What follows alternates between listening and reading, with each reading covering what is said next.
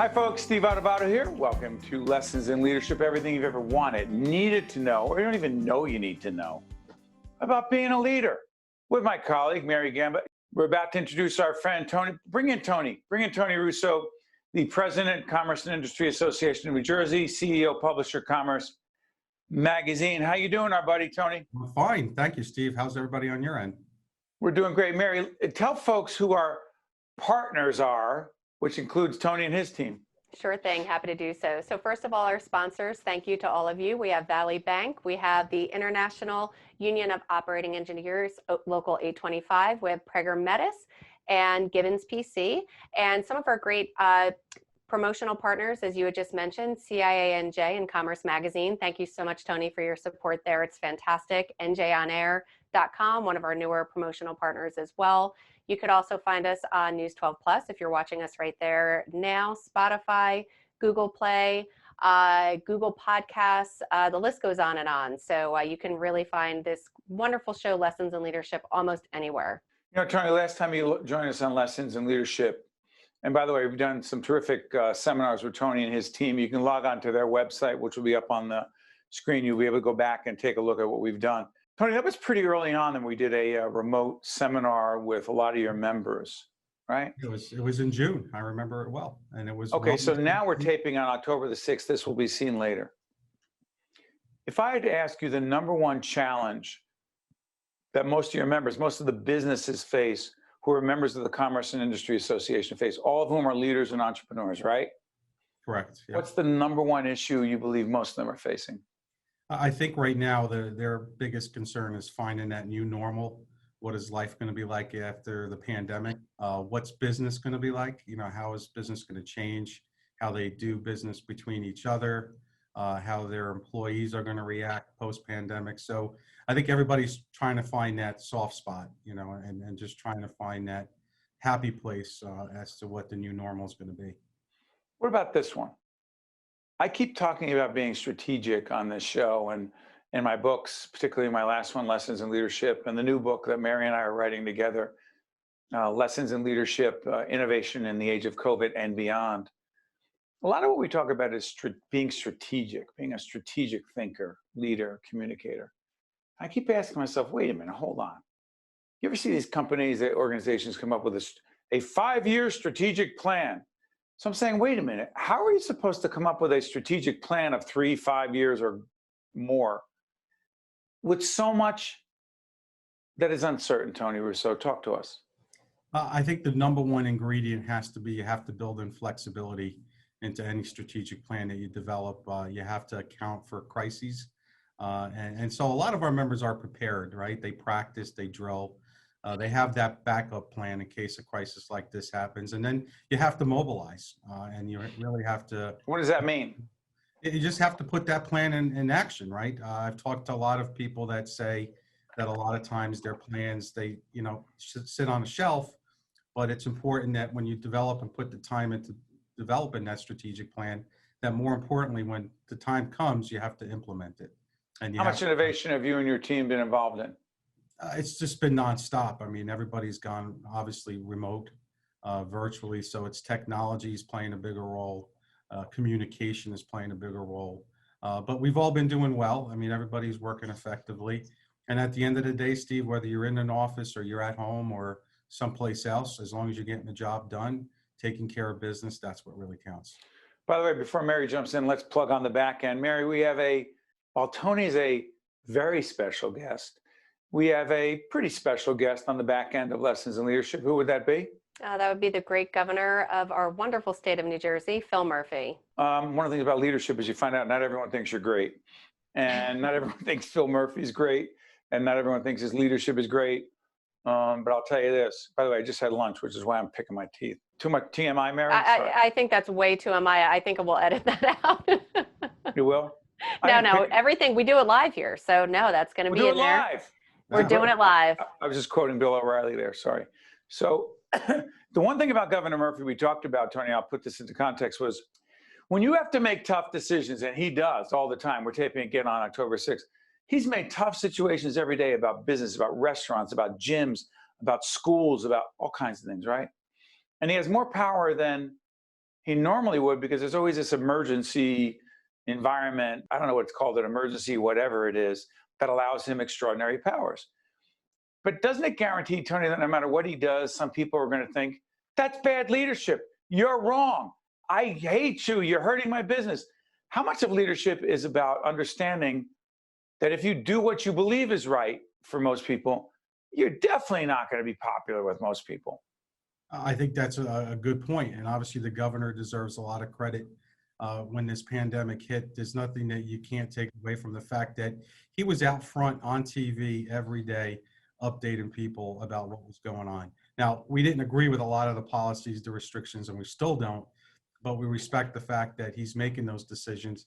And I think what's important, Steve, and Mary, is that, as long as there's dialogue with the governor's office, as long as you continue to raise your point of view, the hope is that, and again, at the end of the day, he is the governor.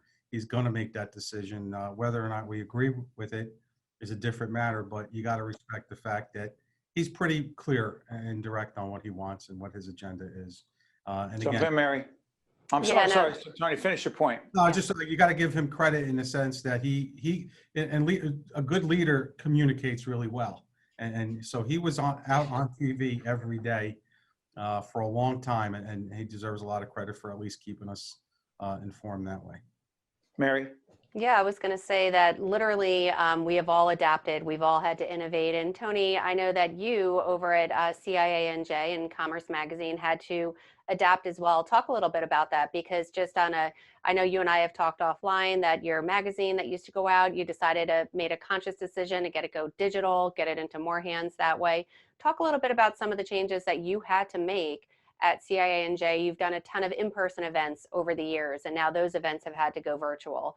So how hard was it to make those decisions knowing that they were risky and some of them never even tried before? It's a good point, Mary. And the decision wasn't hard to make. It was more out of necessity. And you really can't dwell, right? As a good leader, you can't dwell on the negative. You got to look for that positive and what's going to add value. And right away, we said, look, if we can't do in-person events, and that's CIANJ's bread and butter, let's switch to virtual events. And we pivoted rather quickly.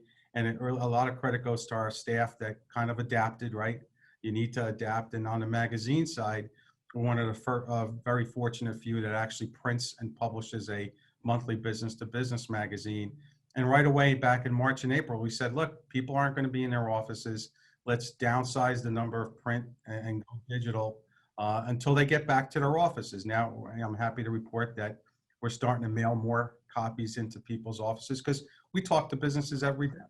And some are bringing their people back staggered, but you had to make that switch to digital because everything was virtual, everything was remote, and the decision wasn't hard. You take that risk, you be strategic about it, you make informed decisions, you collect as much information as you can, but more importantly, we kept talking to our members throughout the whole pandemic. What is it that we can do to help you?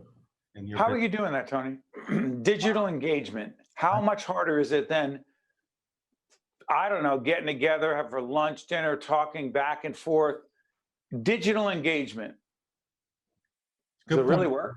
I got to tell you, one member said to me that what makes it difficult to network virtually, right, whether you're on Zoom, WebEx, whatever it might be, is you really got to navigate. You got to, instant message somebody, send them an email. Whereas if you're at a breakfast, you go grab a cup of coffee, you spend a couple of minutes shaking somebody's hand. Who knows if we're even going to shake hands anymore? And then you pivot, and you could hit maybe 10 people in 5-10 minutes in person. You can't really do virtually, and that's been the biggest challenge. Is how do you do it in a way, especially when you're trying to introduce yourself to somebody that doesn't know you, and that's critical. And I think it's been a challenge. And one of the, Tony, one of the things that Steve and I do a lot of coaching seminars, workshops, and one of the participants in one of the seminars we were in said to us, it's the meeting after the meeting that he misses. In other words, like after you're done with that formal meeting, you're there, you're walking out in the hallway, you're heading over to the water cooler or wherever, and it's those moments that you really miss because as soon as that Zoom session is over, everybody bops out and you don't have that couple of minutes where sometimes some of the biggest business relationships are formed. Do you agree? No, I agree 100%, Mary. And I'm telling you, people miss that. and they want to get back to that, albeit in a different world. Safe. Where you're going to have to To wear. be safe, right, Tony? We all want to get back, Right. but we're not in our offices. And if we ever were to go back in office or our studios at NJTV or WNET in New York, I know our PBS partners will do it in a way that's safe. Yeah. And we could do Not that. that we don't want to get back. It's just how we get back, right? Right. And we could do that. And we've had successful golf events where we take in temperatures, people wear masks, right? And then you take them off when you eat. And as long as you implement those safety protocols, you clean, people are going to feel safe. And the outcome is that you're going to not spread anything. And that's really the ultimate. But I do think we need to get back to some sort of normalcy when it comes to how we network and just doing business with each other. And I think, to Mary, to your point, you're right. A lot of business is done before a meeting or after a meeting. And I could tell you that our members are anxious to do it in a safe manner. And we hope that we get to that point soon. Hey, Tony, let me ask you a question. You're a student of branding and promotion, fair to say, right? Fair. Yep. So I had this book over my shoulder earlier today. I actually had this book back here that was on, like, covered my picture of my wife. And Mary said, too much. It's just too much. You can't do that, Steve. It's too much about you, and it doesn't look right. What do you say? I say you can't get enough of it, right? I mean, oh, Tony, come on. This is to my wife, Jen. I'm going to apologize, Jen. I mean, look, I feel bad. Next time we do this, I'll have to have a CINJ banner behind me, but, I'm doing it in our office, but I get it. It's all about branding. Yeah, listen, my wife is a beautiful woman. We've been married almost 20 years. She's the best. I love her. But this is called Lessons in Leadership. It's not about, I'm talking about my wife. So that's going to stay there, Mary. Yeah, so it's Lessons in Leadership. You're talking about you is the point that you're making then, no? No. Tony Russo, our media partner, says that I should have the book behind me. So that's what we're going to do. I'm going to get it blown up. I'm going to get a blown up copy of that. It's going to be behind you for our next series of interviews that we do in a few weeks. Tony, you can tell this is not our PBS show. This is our show. We're a lot looser. Thank you, buddy. All the best. Thank you. Thank you, Steve. Thank you, Mary. I'm Steve. That's Mary. That's Tony. We'll be right back. This is Mary Gamba. If you want more leadership tips and tools, log on to stand-deliver.com. Promotional support for this edition of Lessons in Leadership with me, Steve Adubato, and my colleague, Mary Gamba, has been provided by NJ On Air, CIANJ, and Commerce Magazine.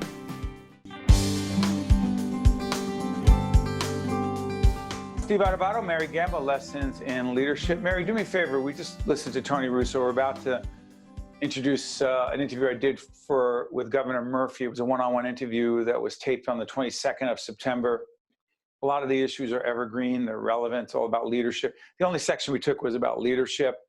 And there'll be a presidential election before, I believe, this is seen, right, Mary? Yes, the election will be over. I wish we could have a crystal ball, but by the time people are watching this, the election has already taken place and we will know who our president is. We will know who our president is, maybe. Hoping well, maybe. praying. Actually, that's really valid. So with the paper ballots, we may not know who our president is, but this will air after November 3rd, or November 4th. And right now we're taping on October 6th. Yeah. By the way, in all seriousness, we were half joking before. I wanted to have the book in there. I covered my wife's picture, and I'm going to make a prudent decision that even though she does not have the ego that her husband has, the idea that I covered her picture with my book is a bad move in a marriage. And I've already been divorced once. Don't want to do it twice. Anything to contribute. Yes. So Jen, putting this aside, and there you go. I'm just saying. Nice. No, it is good. Are you ready, Mary? Here you go. Let me try a couple things. Before we introduce the governor, we'll come on the back end to give some feedback about that. I talked to the governor about if he had a mulligan. As a struggling golfer, I often talk about a mulligan, like you get a second shot at this. And I asked him about the decisions that were made around the nursing homes, sending some folks back who had COVID, and he'll give his explanation as to what he was responsible for as leader and what the nursing homes were responsible for. We'll see. A bunch of other stuff as well. But Mary, here's the thing I want to talk about. First impressions.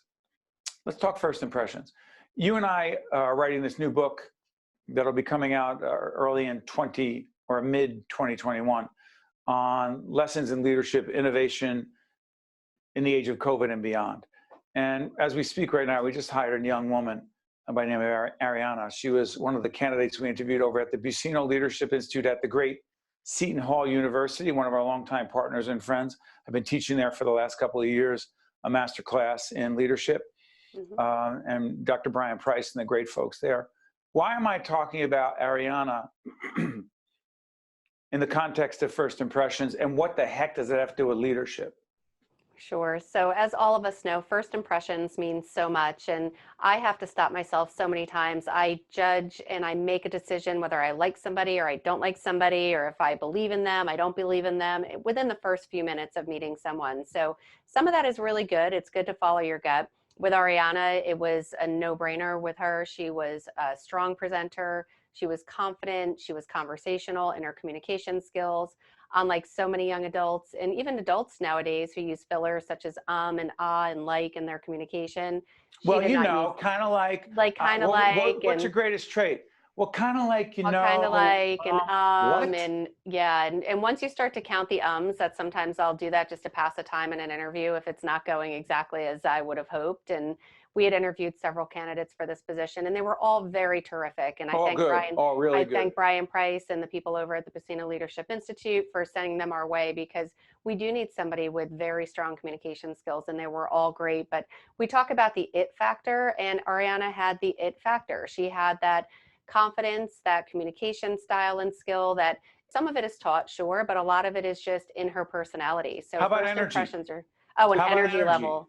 Yeah. And this was on a Zoom call. Yeah.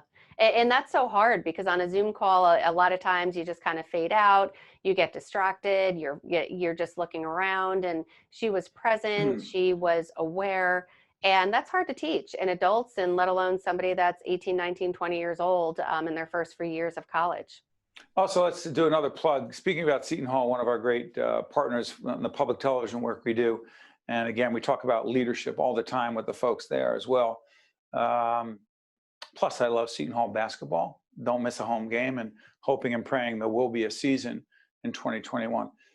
Mike Reuter, he was a professor there for many, many years at the Buccino Leadership Institute, stepped down in this past year or so. He's put so many years in there. He sends out a Sunday email, Mary. What is it called?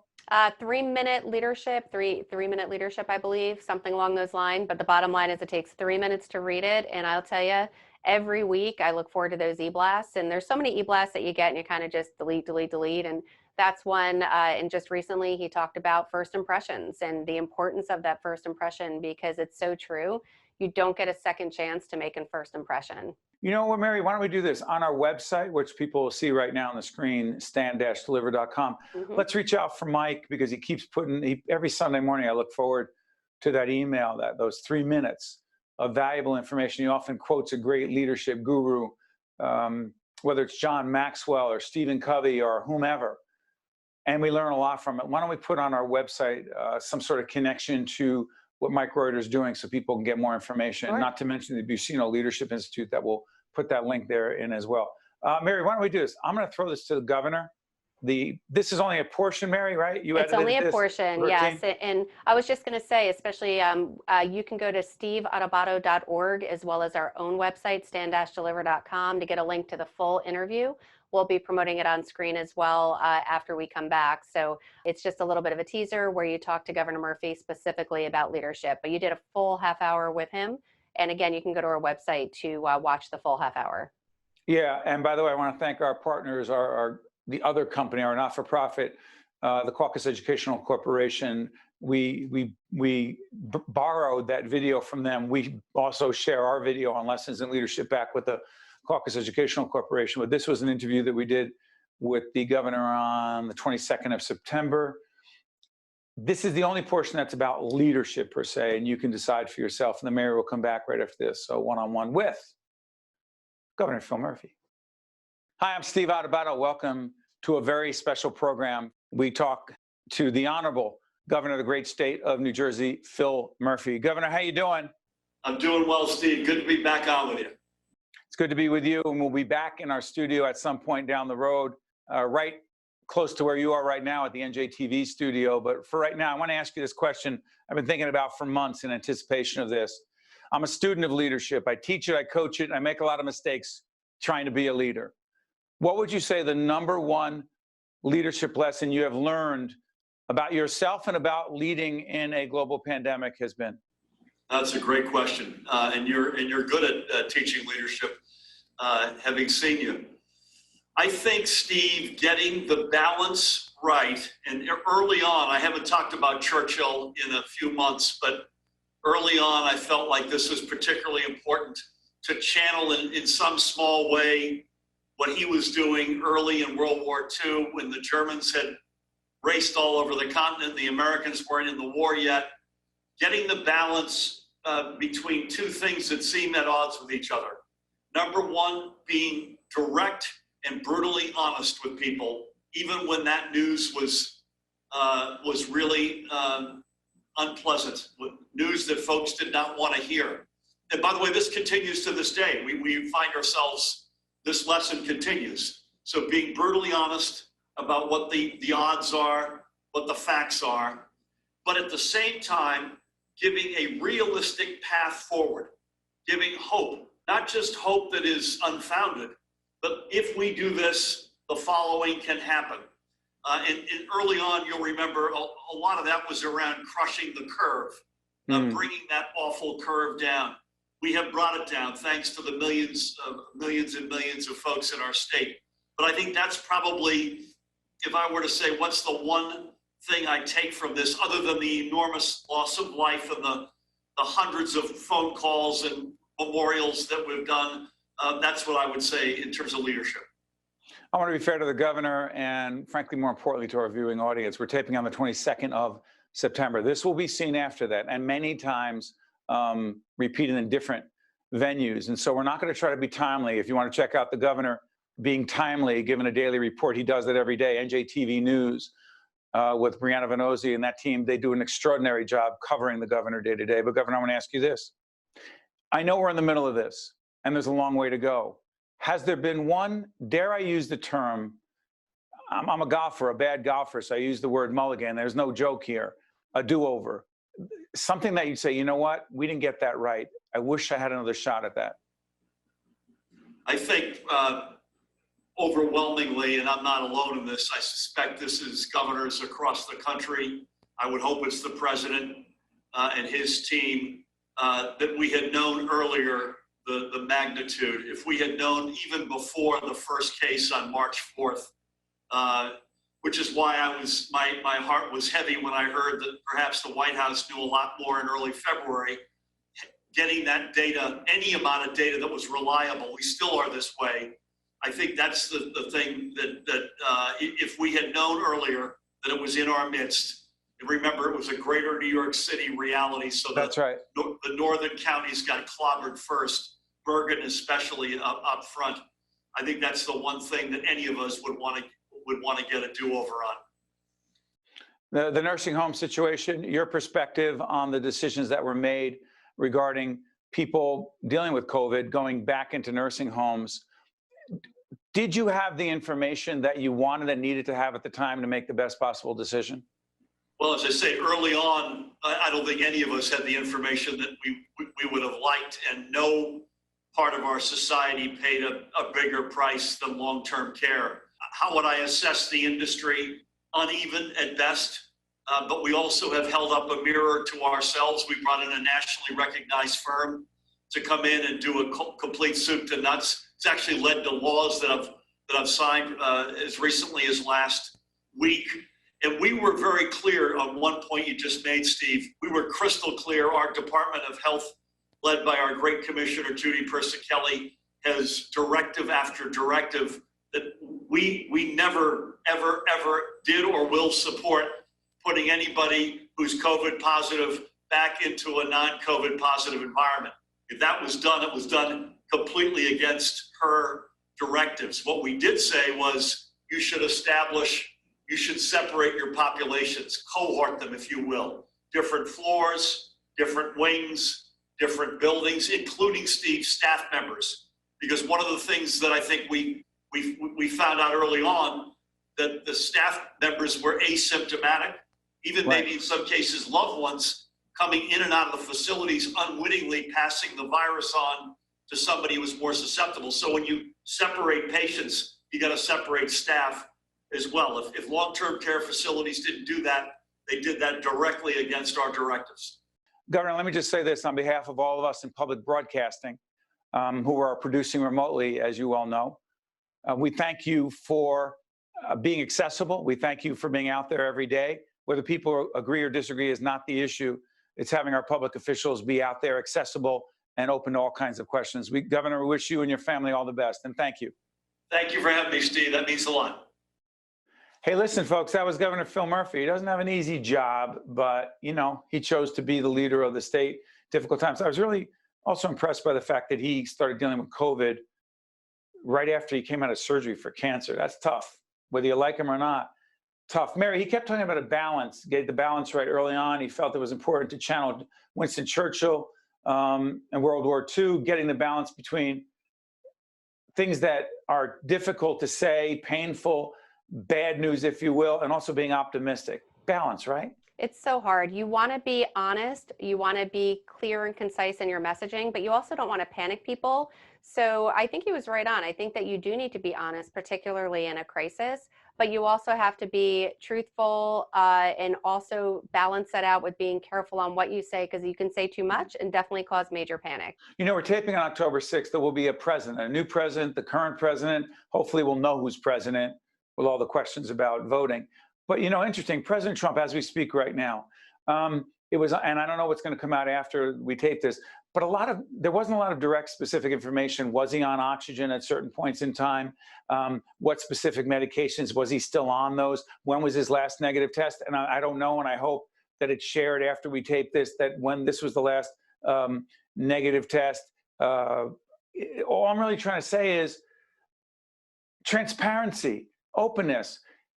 His doctor said it was a HIPAA thing. The president says he doesn't want to panic people, wants to be upbeat. Help me understand what that has to do with leadership and transparency. It's so hard. It is so hard. It's like even as a parent when you're talking to your children, right? You want to let them know just enough because they're a lot smarter. And I think with the public, I think the same thing with the governor and the president. I think they want to give us enough information so we can stay informed and make informed decisions for ourselves. About protecting ourselves. Exactly. And wear a mask, to not wear a mask, and go to the hospital, don't go to the hospital. So I think just as far as a leader, give us the information you have when you have it so we can make the informed decisions in that moment, but also be honest and maybe say we don't know everything, but here's what we know right now. I'll tell you real quick, I did ask the governor, and people saw it at the end of this, about the nursing home debacle, and it was a debacle. A lot of people died who should not have died. And I asked the governor about it. If you remember, he said he holds the nursing home administrators responsible for it. He did not seem to take that on himself. Was that your reaction? It was. I really felt that as well. And sometimes, and I didn't feel like he was passing the buck though. I feel like at certain times you rely on people who you put in positions to know more than you do if you're not in there in the front lines. And there were decisions that were made that unfortunately in the moment, you know, a lot of lives were lost. But he said it wasn't his administration at all. And this is not political. It's all he said when it was the nursing homes. They were expected to do certain things. We're going to crack down on them. I know we have to go. And I implore people to watch the entire Murphy interview at steveadubato.org. Check it out, please. Mary and I will keep talking about leadership offline, and we will see you next time on Lessons in Leadership. See you next time. This edition of Lessons in Leadership is brought to you by Gibbons PC, Prager Metis, Valley Bank, and the International Union of Operating Engineers, Local 825.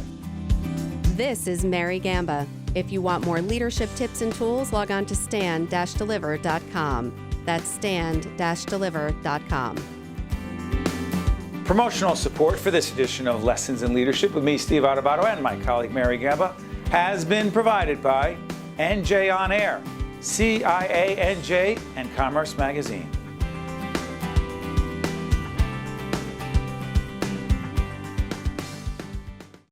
Construction companies work at the heart of our communities. So do the operating engineers of Local 825, who build our roads and bridges and ensure the safe transmission of energy that keeps us on the move.